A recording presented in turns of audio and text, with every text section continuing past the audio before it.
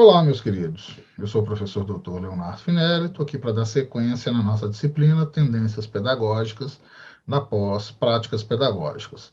Estamos aqui na segunda aula, na segunda parte da aula da segunda semana. Tá? Então, passo a apresentação.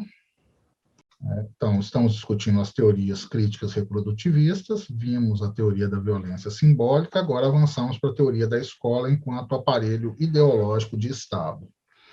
Então, agora a gente está com uma proposta, né, apresentada por Althusser, que distingue o Estado, né, os aparelhos repressivos do Estado, né, então, o que ele chama de ARE, né, os aparelhos repressivos do Estado, que é o governo, a administração, o exército, a polícia, os tribunais, as prisões, etc., e os aparelhos ideológicos de Estado, os AIE, né, como a religião, a escola, a família, o espaço jurídico, a política, o sindicato, a mídia, os meios de comunicação e a cultura, entre outros. Então, é importante essa diferenciação entre aparelhos repressivos que exercem o poder de controle, né, que reprimem, que prendem, que batem, que tiram dinheiro, né, dos aparelhos ideológicos que não têm essa mesma força opressora, mas que introduz as formas de pensar do indivíduo. Então, ela deriva da tese segundo a qual a ideologia tem uma existência material, como se ela fosse concreta, palpável. É assim, o aparelho repressivo do Estado funciona pela violência, como eu disse, e secundariamente pela ideologia, enquanto que, inversamente, os aparelhos ideológicos de Estado funcionam pela ideologia e, segundamente, ou secundariamente, pela repressão.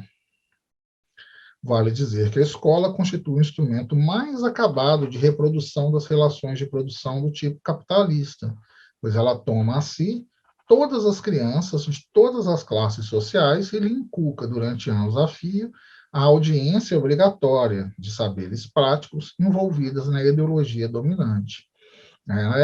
Eu destaquei esse parágrafo porque, para ressaltar essa importância, um elemento, um instrumento mais acabado, mais refinado, no sentido de ser aquele que acolhe a todos.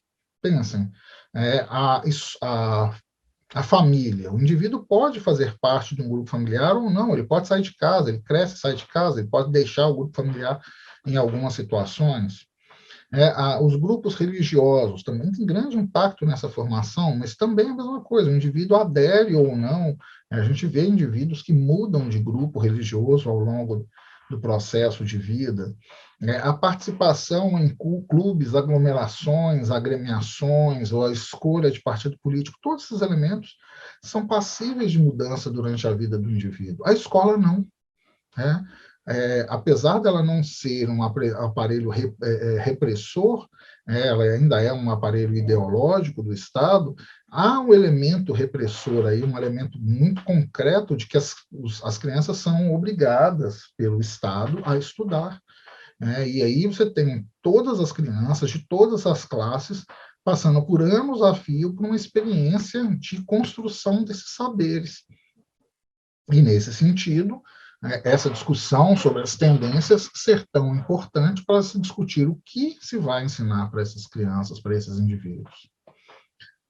Uma grande parte daqueles que vão às escolas, os filhos de operários e camponeses, cumpre a escolaridade básica e é introduzida no processo produtivo.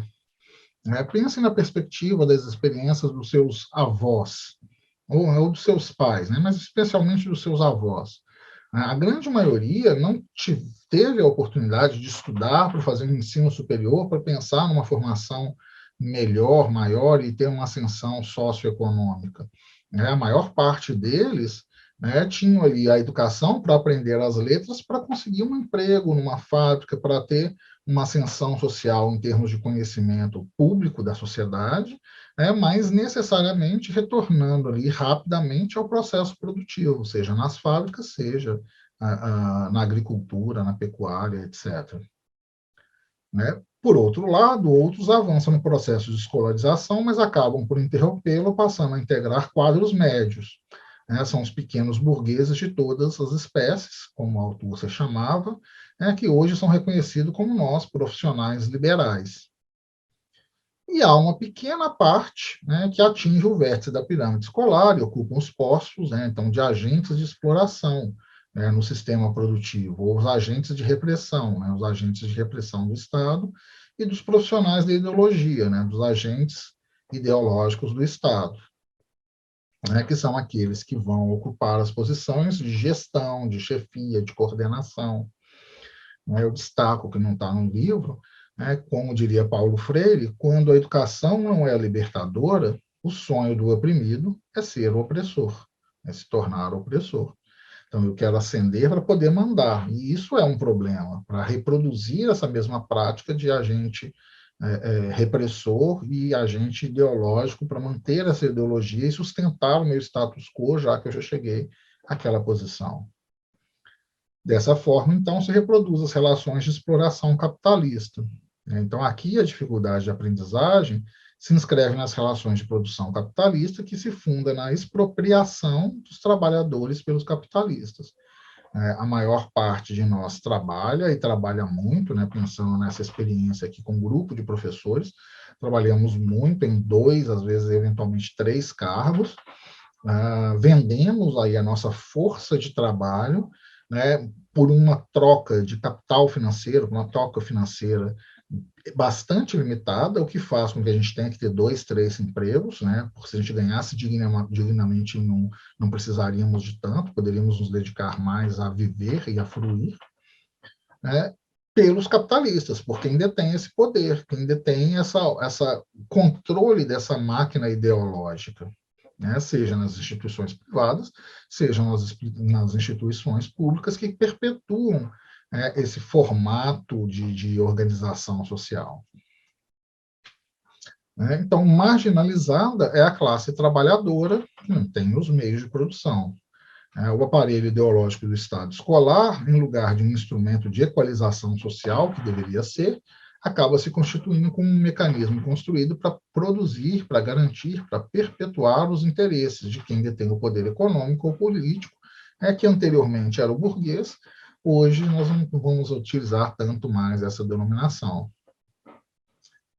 As teorias, então, não críticas desconhecem essas determinações objetivas e imaginam que a escola possa cumprir um papel de correção da dificuldade de aprendizagem, né? O modelo tradicional, a escola nova, o modelo tecnicista, né? Que essas correções se devem simplesmente ao fato de que aquelas teorias são ideológicas, isto é, dissimulam para reproduzir as condições de dificuldade de aprendizagem que vivem as camadas trabalhadoras, os grupos menos favorecidos economicamente e, consequentemente, como nós vimos na teoria da violência simbólica, também desprovidos de capital cultural. Então, a proposta de Althusser considera o aparelho ideológico do Estado como um locus, né, como um espaço marcado da luta de classes, e não a nega, como Bourdieu e Passeron, por exemplo, na teoria da violência simbólica. Apesar de diluí-la. Então, apesar da escola ser um espaço dessa luta de classes, ela é diluída, né, porque ela não tem chance de êxito, né, no espaço escolar devido à dominação burguesa que estabelece as formas, né, o que ensinar, como ensinar. Okay? Então, ela é uma teoria crítica porque ela aponta essas limitações, mas ela é reprodutivista porque ela acaba reproduzindo esse modelo de dominação e não consegue superá-lo. Fecho aqui essa segunda parte, a gente avança em breve para a terceira parte dessa discussão. Um grande abraço, sucesso a todos.